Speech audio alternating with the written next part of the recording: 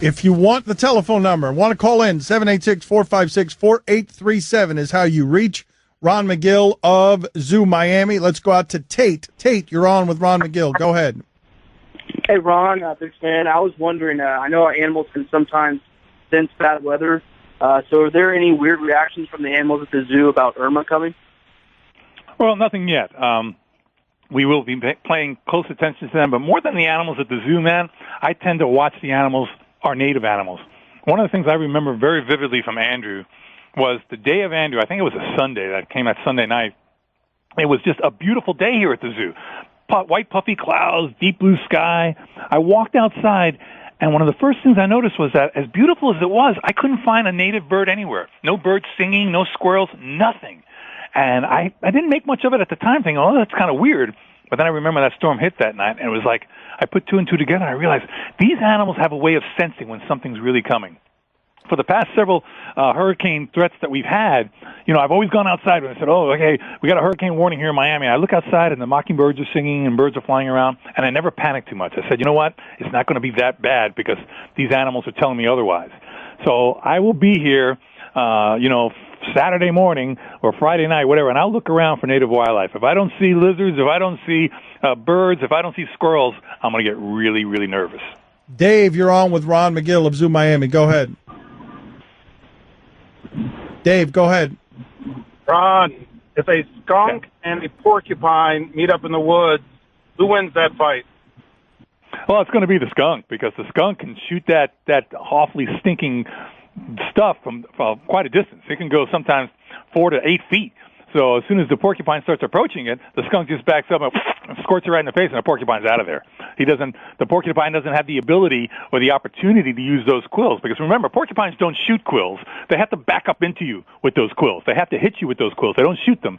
So having said that, the skunk has got the long-range missile, so to speak, that's going to give him the advantage. The honey badger don't care, though, right? What's the animal least likely to care about about the skunk smell? The honey badger, you're right, Dan. It's probably my favorite animal, pound for pound, the most aggressive, the most out of its mind, crazy animal. And at the end of the day, if the honey badger wants to eat the skunk, it's going to kill the skunk. It doesn't care. It smells so bad.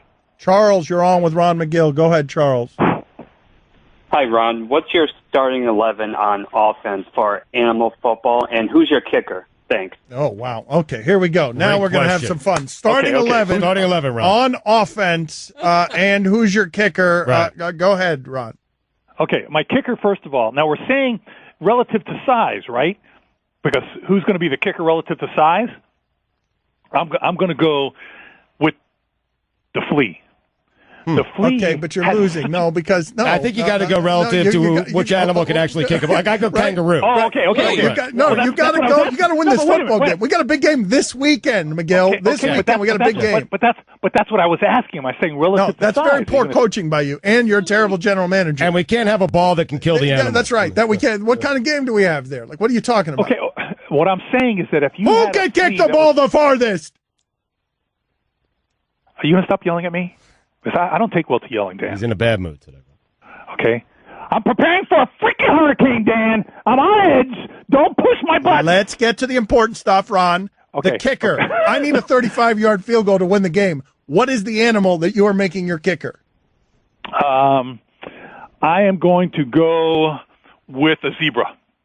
Wow. All right. All right. Excellent work. All right. Nice. So kicking from behind now. He's going to have to back it up if they don't kick forward. I got it. Okay. So who is your running back? We've already said this. It's a rhino, Dan. We're going to go over this again. It's a freaking rhino. Okay. Who stops the rhino, Dan? Okay. Nobody. All right. Your wide receivers? Cheetahs. Nice. Okay. Your tight end? Gorillas. Good team. Formidable. Yeah. Good drafting. Yeah. Linemen, all the linemen, are they the same species, or are you going to go different species? No, I'm going to go all the same species, elephants. Yeah, of course. Okay, nice. all elephants? I thought it'd be cool if you had like an elephant next to a hippo, next to, No, all elephants, Dan. All elephants, Dan. All right. Wait, so the quarterback? All right. The quarterback. It's got to be tall, right? I'm going to go with the giraffe. Yeah. Yeah, he's got to throw over the elephant. Yes. Okay. There you go. But he can't throw, though, right? You just want somebody tall. You just got Osweiler. You just gave a big contract to Osweiler. You're an idiot. Dan, I don't know. You got to get over this inferiority Dan complex McGuire. that You just have. gave big money to Okay? Dan McGuire. You don't know whether he could throw or not. No. He's just tall. Dan. It's idiotic what you've done. Dan, it's freaking animals, okay? But Who owns the you've football? It's lost. animals. Okay, it's animals, Dan. But I'm just thinking the animal that could throw the best, like that throws stuff. Like which animal is known for throwing picked stuff? a quarterback Right. who's got a hoof. You got what the hell? It can't even grip the football. Do you realize the fumbling problem you've got on your hand when I come in on the blind side with one of my hippos? Like, do you realize I'm going to break your quarterback in half because he can't grab the ball? Dan, you're not going to break my quarterback in half because you can't get to him because he's going through a line of elephants. 5 elephants. But the ball doesn't seem to be moving because he can't do anything with it. How is the giraffe? Dan, let me tell you, Dan. Listen, the giraffe puts the football in his mouth, just leans over, gives it to the cheetah, who then runs all the way with the football in his mouth. Oh, okay? so no passing game. You guys are running the Paul Johnson offense. Who needs a passing game when you've got a rhino for a running back and a cheetah for wide receiver? 2017. Just give it to the cheetah and let the cheetah do his thing, man. Yeah. That's it, brother. Who's going to stop it, Dan? Come on, Dan. Give me your comeback, Dan. I was preparing for a pro-style offense on defense. If he chose Gronk as his tight end, would anyone have objected? Dan, let me tell you something, Dan. That would have been a great answer. The problem with you, Dan, is that when you realize I give you good answers, you're nowhere to go and you start screaming. Okay? You got to stop that. You just got to concede defeat and it's over. All right. How great an answer would that have been? Who's your tight end? Gronk. Great answer. Aaron, you're on with Ron McGill of Zoo Miami. Go ahead. Yeah, I was curious. I was golfing the other day, and on a tee box noticed a squirrel getting in my golf cart. When I got back to the golf cart, I noticed that the squirrel had eaten about half of a marijuana cookie. How bad of a day did that squirrel have? Oh, the squirrel had a freaking great day. What, are you kidding me? Awesome. Come on. All right. See, the problem is we have the same problem here at the zoo, not with marijuana cookies, but with squirrels getting into golf carts and getting into bicycles. Because people feed the squirrels all the time.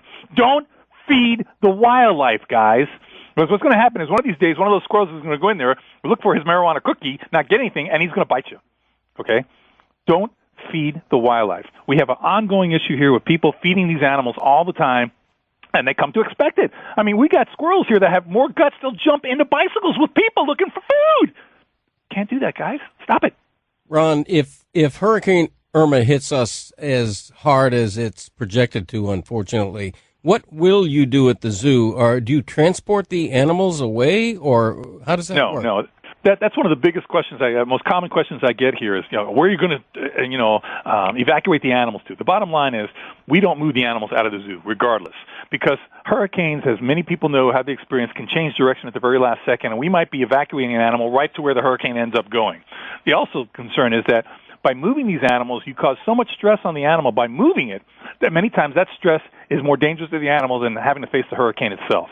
So what we're doing is we take animals. Since Hurricane Andrew, all the buildings have been upgraded. All of our holding facilities have been upgraded. They'll be protected within those facilities. There's no such thing as hurricane-proof, but we are as hurricane-resistant as I think any zoo in the country because of our experience from Andrew. So we just, we do all that we can as preventative measures, and basically you got to pray a little bit. I mean, the bottom line is you can never underestimate the power of nature.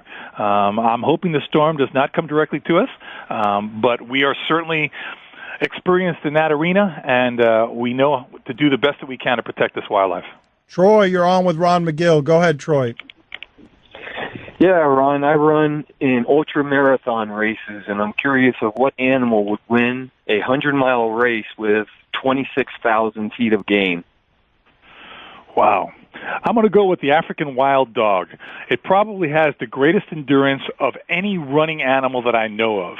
And that's how they are the most successful large carnivore in all of Africa, because they're able to outrun their prey. Not necessarily outrun them in speed, but just outlast them. They are the marathon runners of hunters. If you look up African wild dog, you see the way they hunt. They can run for miles and miles at the same clip where you think they would just become exhausted. Ron, do you have a video to do play-by-play I do. for? I do have the video. All right. Are you ready? Yes, sir.